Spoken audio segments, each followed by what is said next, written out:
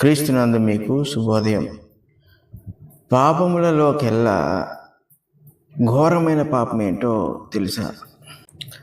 ఈ లోకంలో అనేకమైన పాపాలు ఉన్నాయి. మనుషులు ఏదో ఒక దాన్ని ఆశ్రయిస్తూనే ఉంటారు. కానీ వీటన్నిటికీ మూలమైన పాపం ఏంటి? అదే అబద్ధము. దీనినే మనుషులు సాధారణముగా ఉపయోగించేస్తుంటారు. దీని విషయంలో భయపడరు. అబద్ధము చెప్పినంత మాత్రమున తప్పు అని కూడా వాళ్ళు ఫీల్ అవ్వరు. సర్వసాధారణముగా జరిగించుచున్న పాపము అబద్ధము. ఏదైనా తోటలో హవ్వను అవిధేయురాలుగా చేటుకు సాతాను ఉపయోగించిన పాపము అబద్ధమే. అబద్ధముతోనే వాడు హవ్వను గెలుచుకున్నాడు.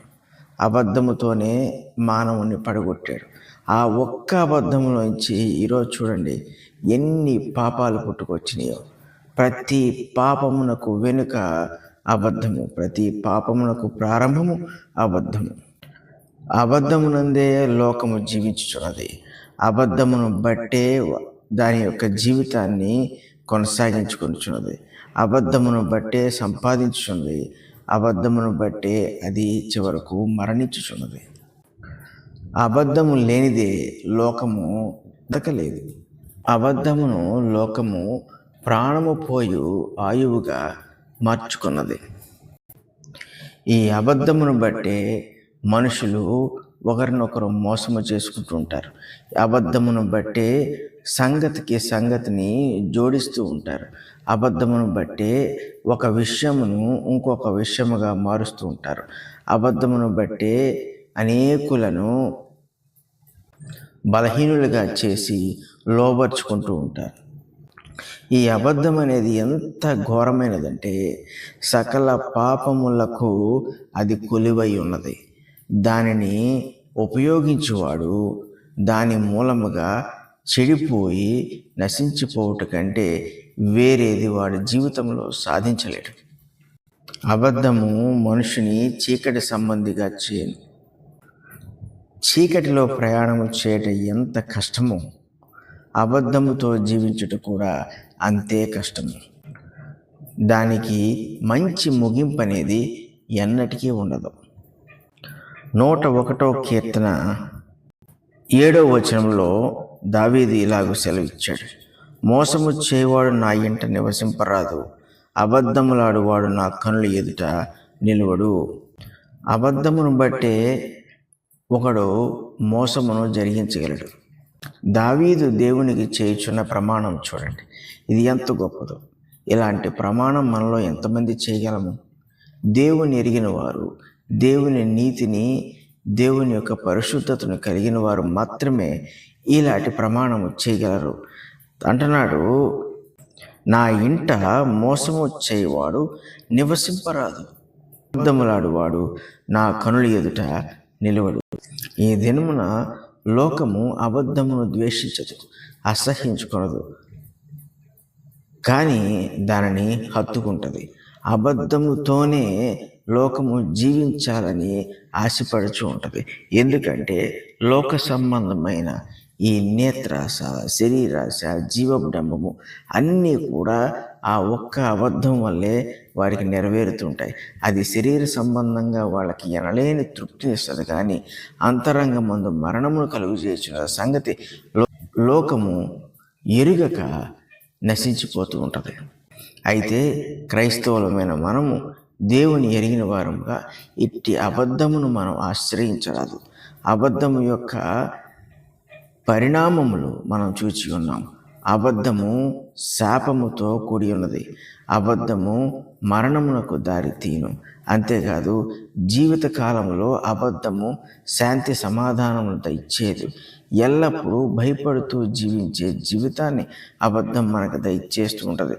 పాపమునకు మనం నిలయముగా ఉన్నట్లు అబద్ధము మనల్ని తయారు చేస్తూ ఉంటుంది. దేవుణ్ణి ప్రేమించువాడు, యేసుక్రీస్తు ప్రభు ఎడల భయభక్తులు కలిగిన వాడు అబద్ధాన్ని ద్వేషిస్తాడు. ఎందుకంటే ప్రభు అన్నమాట, నేనే సత్యము, మార్గము, జీవము. ఆయనే సత్యము. ప్రభువుని ప్రేమించు ప్రతివాడు కూడా సత్యాన్ని ప్రేమిస్తాడు. వాడి నోట అబద్ధము రానియడు, వాడు మనసునందు మోసమును ఉండనీయడు. వాడు దేవుని విషయంలోనూ యేసుక్రీస్తు ప్రభు విషయంలోనూ అసత్యమును వాడు పలకడు. ప్రభు విషయంలో యథార్థముగా జీవిస్తూ, ప్రభువుని యథార్థముగా ప్రకటిస్తూ, దేవుని నామమును అబద్ధపు వాక్యమునకు లేక అబద్ధపు జీవితమునకు ముడిపెట్టకుండా జీవిస్తూ ఉంటాడు. ఎవడైతే తన మనస్సాక్షిని అబద్ధమునకు దూరంగా ఉంచుకోగలడో, అది కూడా క్రీస్తు ప్రభు రక్తము ద్వారా దాన్ని దూరపరుచుకోగలడో, వాడు ధన్యుడిగా మిగిలిపోతాడు. ఒకడు అబద్ధము చెప్పుటకు యోచించిన యెడల వాడు చెయ్యలేని పాపం అంటూ ఏదీ భూమిపై ఉండదు. సంగతిని జోడించేవాడు, లేని వాటిని ఉన్నవాటిగా చెప్పువాడు అబద్ధమును బట్టే ధైర్యము తెచ్చుకుని అలాగూ చేయుచున్నాడు. మూర్ఖపు ఆలోచనలు, బుద్ధిహీనత ఇవన్నీ కూడా అబద్ధములో నుండే పుట్టుచున్నవి.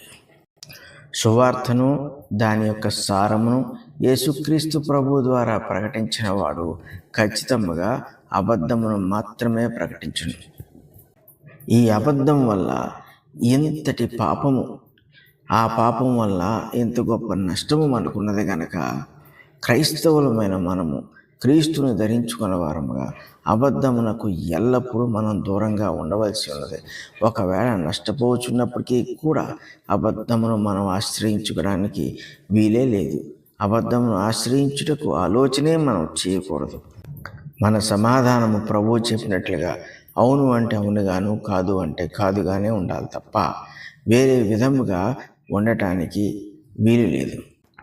క్రైస్తవులైన మనము మన జీవితము ఎవరి వలన స్థాపించబడింది, మనము ఎవరి కొరకు జీవించుచున్నాము, ఎవరిని బట్టి జీవిస్తున్నాము, ఎందుకు జీవిస్తున్నాము, ఈ భూమిపై ఆయన వల్ల మనకు కలిగిన ఉద్దేశమేమి, ఇదంతా మనం ఆలోచన చేసినప్పుడు సత్యమును మాత్రమే జరిగించువారముగా, సత్యమును మాత్రమే పలుకువారముగా, అబద్ధము మన ఇంట లేని వారముగా మనము జీవించదము.